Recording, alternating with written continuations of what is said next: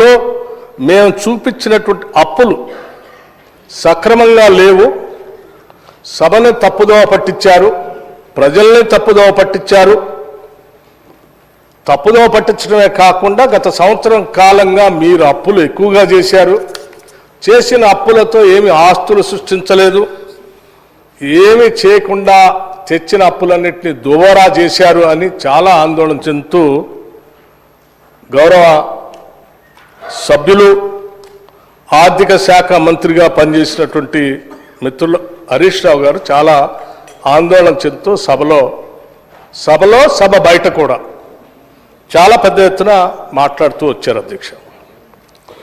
So దీనికి సంబంధించి రాష్ట్ర ప్రజలకి మేము ఆనాడే ఏ రకంగా అయితే శ్వేతపత్రానికి సంబంధించినటువంటి సమాచారం ఇచ్చామో ఆ ఇచ్చినటువంటి సమాచారం తప్పని చెప్పి వారు కొన్ని ఆర్బీఐ సంబంధించిన రిపోర్ట్ను తీసుకొని వచ్చి చూపిస్తూ ఉన్నారు.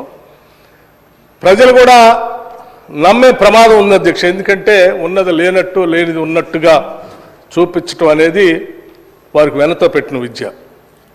అందుకే వాస్తవ విషయాలు రాష్ట్ర ప్రజలకు తెలియాలనేటువంటి ఆలోచనతోనే రాష్ట్ర రుణాలు స్వల్ప వ్యవధి చర్చ పైన మేము ఈ చర్చని రాష్ట్ర ప్రభుత్వమే ముందుకొచ్చి ఈరోజు చర్చ మొదలుపెట్టింది అధ్యక్ష.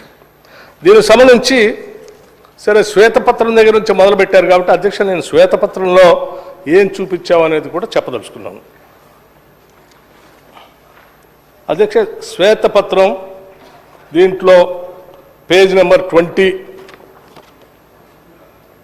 టేబుల్ నెంబర్ 9లో చాలా స్పష్టంగా ఇప్పుడు మేము ఇచ్చిన నోట్ ప్రకారమే ఎఫ్ఆర్బిఎం లోన్స్ 3,89,673 కోట్లు, government guaranteed loans raised by SPVs but are serviced by government 1,27,208 కోట్లు, government guarantee loans which are raised by SPVs and serviced by them 95,462 crores, non-guaranteed loans which are raised and serviced by SPVs, corporations and institutions, public institutions 59,414 crores అధ్యక్ష.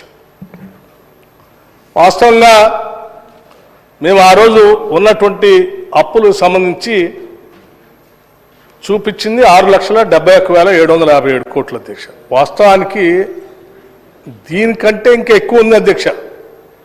అసలు దాన్ని కూడా చూస్తే మేము pending bills సంబంధించి అధ్యక్ష దీంట్లో పేజ్ నెంబర్ 30 సపరేట్గా చూపించాం. దాంట్లో ఏముంది అధ్యక్ష, పెండింగ్ బిల్స్ 40,154 కోట్లు ఉంది అధ్యక్ష. 40,154 క్రోర్స్ ఈ తెచ్చిన అప్పులు కాకుండా ప్రజలకి, కార్పొరేషన్లకి, మిగతా వాటికి, మిగతా సంస్థలకి, ఉద్యోగస్తులకి, చిన్న చిన్న కాంట్రాక్టులకి, లేకపోతే మిగతా చిన్న చిన్న ఉద్యోగస్తులకు కావాల్సినటువంటి ఆ పెన్షన్స్, ప్రావిడెంట్ ఫండ్లకి, లేకపోతే మెస్ బిల్స్కి, లేకపోతే ఈ మందులు ఇచ్చే హాస్పిటల్ ఇచ్చే మందులకి, వీటన్నిటికి కలిపి 40,000 కోట్లు అప్పులు పెట్టిపోయారు. ఆ అప్పు కూడా ప్రభుత్వం కట్టాల్సింది. సో అవి కలిపితే 7,11,911 కోట్ల రూపాయలుగా ఇది ఆనాడు ఉన్నటువంటి అప్పు అధ్యక్ష. దీనికి సంబంధించి ఈ 3 అంశాల్లో వారికి ఏమీ అభ్యంతరం లేదన్నట్టుగానే సభలో మాట్లాడారు, బయట కూడా మాట్లాడారు. వారి అభ్యంతరం చెప్పే వల్ల ఒకదాని మీద ఇప్పుడు వీటన్నిటిలో కూడా దేని మీద అంటే government guaranteed loans raised by SPVs but are serviced by government 1,27,208 కోట్లు లేవు, అది మీరు ఎక్కువగా చేసి చూపిస్తా ఉన్నారు, అదేదో 38,000 crores ఉంది కదా, అంత ఎక్కువ ఎట్లా చూపిస్తారు, మీరు సభను తప్పుదోవ పట్టిస్తున్నారు, ఇది కరెక్ట్ కాదని అన్నారు. ఫైన్ అధ్యక్ష. సరే దాని గురించి కూడా సవివరంగా నేను సభకి రాష్ట్ర ప్రజలకు వివరిస్తాను. దాంతోపాటు ఇంకో అంశం కూడా చెప్పారు అధ్యక్ష. ఇంకోటి ఏంటంటే ఈ సంవత్సర కాలం నుంచి మీరు చాలా 1,00,000 కోట్ల పైబడి అప్పు చేశారు, ఆస్తులు ఏమి సృష్టించలేదు, దూబరా చేశారు, ఎవరికి ఏమి చేయలేదు అన్నారు అధ్యక్ష. దానికి సంబంధించి సరే నేను వన్ ఆఫ్టర్ ది అదర్ వివరిస్తూ వస్తాను అధ్యక్ష. ముందుగా నేను సంవత్సర కాలం నుంచి మేము ఏం చేశామనేది మీ దృష్టికి తీసుకొని వస్తాను అధ్యక్ష. సంవత్సర కాలం నుంచి వారు చెప్పినట్టుగా మేము ఏ దాంట్లో ఎంత తీసుకున్నది అనేది చాలా స్పష్టంగా మీ దృష్టికి, సభ దృష్టికి తీసుకొని రాదలుచుకున్నాం. ఉదాహరణకు అధ్యక్ష, ఎఫ్ఆర్బిఎం లోన్స్ మేము తీసుకొచ్చింది 52,118 కోట్లు. మేము ప్రిన్సిపల్ అమౌంట్ కట్టింది 17,018 కోట్లు, ఇంట్రెస్ట్ కట్టింది 26,298 కోట్లు.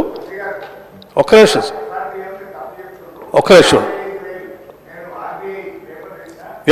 నేను చెప్తా, దాని ఆర్బీఐ దగ్గర కూడా వస్తాను అధ్యక్ష. మీరు ఇచ్చిన సమాచారము నేను పూర్తిగా అన్ని వివరాలు ఇచ్చిన తర్వాత మీకు ఇంకేదైనా డౌట్ ఉంటే